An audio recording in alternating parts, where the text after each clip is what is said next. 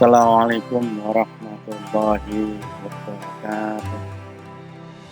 Alhamdulillah wassalatu wassalamu ala Rasulillah la haula wala quwwata illa billah. Amma ba'd.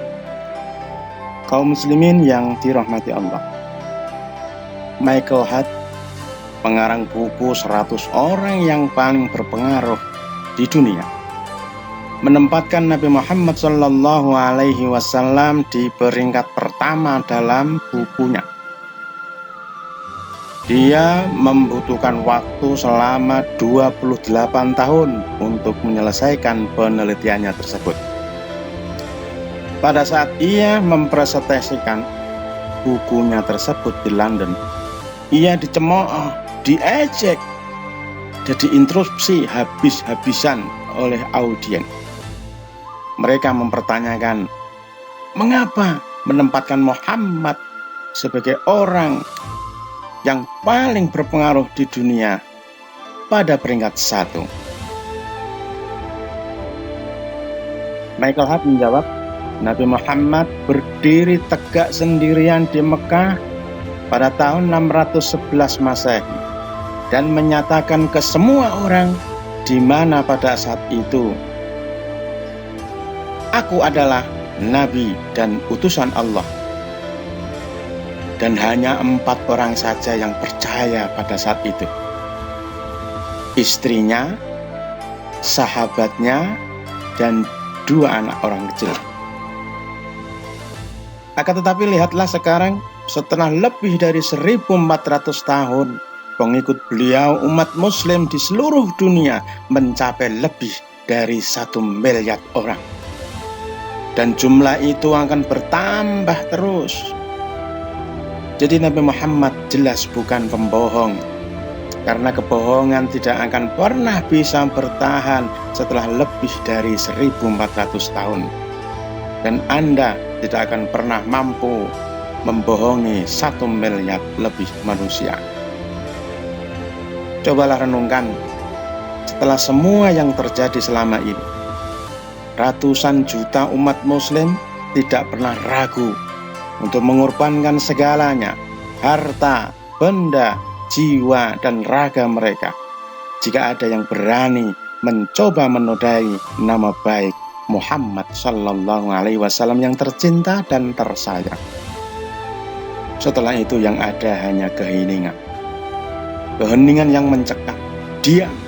Tidak ada satupun yang menyangkal dan bersuara. Semua diam 1000 bahasa. Diam semuanya, hening yang sangat lama di aula tersebut. Kaum muslimin yang dirahmati Allah.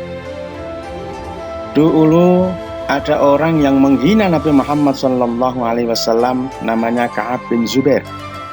Dia ini seorang penyair Arab atau sastrawan, pandai membuat puisi. Akan tetapi puisinya itu dibuat untuk menghina Nabi Muhammad Sallallahu Alaihi Wasallam. Kemudian dia masuk Islam dan menjadi penolong Nabi Muhammad.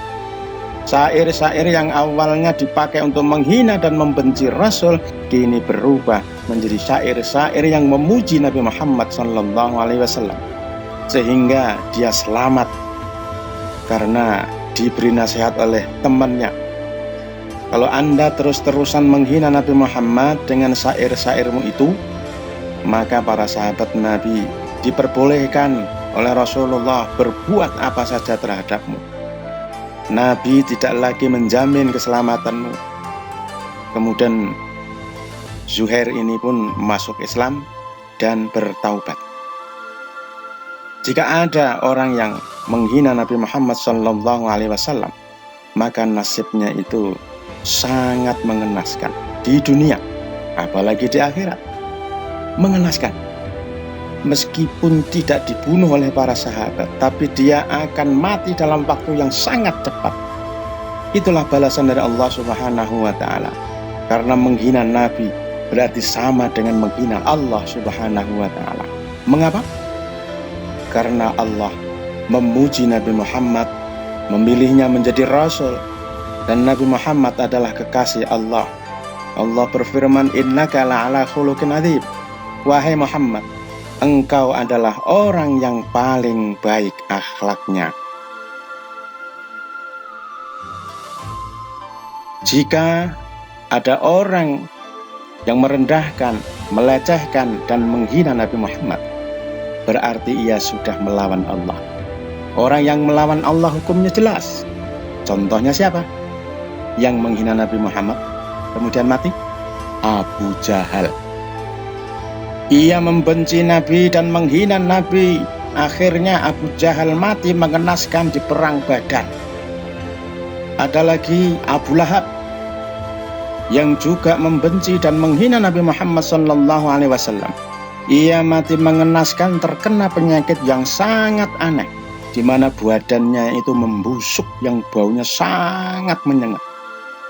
Bahkan menguburnya pun dihinakan oleh Allah dengan cara dicongkel pakai kayu dan didorong dari jauh dengan menggunakan kayu supaya masuk kubur.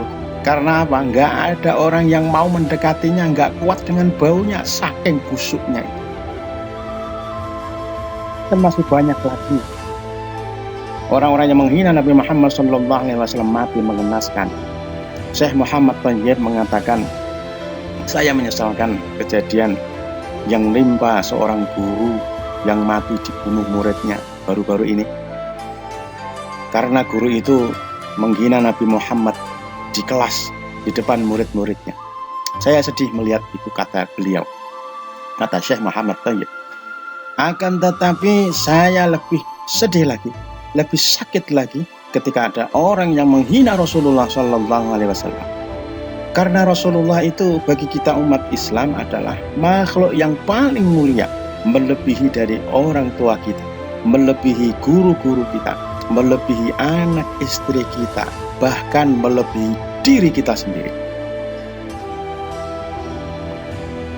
Nilai diri kita ini nggak ada apa-apanya jika dibandingkan dengan Rasulullah SAW. Kalau diri kita itu dihina saja, pasti marah toh? Iya, marah. Apalagi kalau Rasulullah yang dihina. Kalau diri kita yang dihina mungkin kita masih bisa sabar. Karena siapa sih kita? Manusia biasa, penuh dosa, kebaikan gak seberapa. Tapi ini manusia yang dimuliakan Allah, Sayyidul Khalqi, makhluk yang paling mulia, bahkan dibandingkan dengan malaikat sekalipun. Habibullah, kekasih Allah. Rasulullah SAW bersabda, la yu'minu ahadukum hatta akuna ahabbu ilaihi miwalitihi wa walatihi wan nasi ajma'in. Tidak sempurna iman seseorang jika aku tidak lebih ia cintai dibandingkan dengan ayahnya, ibunya, anaknya, dan manusia di seluruh dunia. Nah, terus bagaimana sikap kita? Cintailah Rasulullah SAW melebihi apapun yang kamu cintai yang ada di muka bumi. Caranya bagaimana? Pertama, perbanyak membaca sholawat setiap hari, biasakan paling nggak 100 kali atau lebih. Yang kedua, ikuti sunnah-sunnah beliau, kerjakan sunnah-sunnah beliau. Yang ketiga, pelajari sirah Nabi, kenali sejarah Nabi Muhammad SAW. Hal ini akan memunculkan di dalam diri kita rasa cinta kepada Nabi Muhammad SAW. Allahumma sholli ala Muhammad. Sekian, semoga bermanfaat. Mohon maaf atas segala kesalahan. Assalamualaikum warahmatullahi wabarakatuh.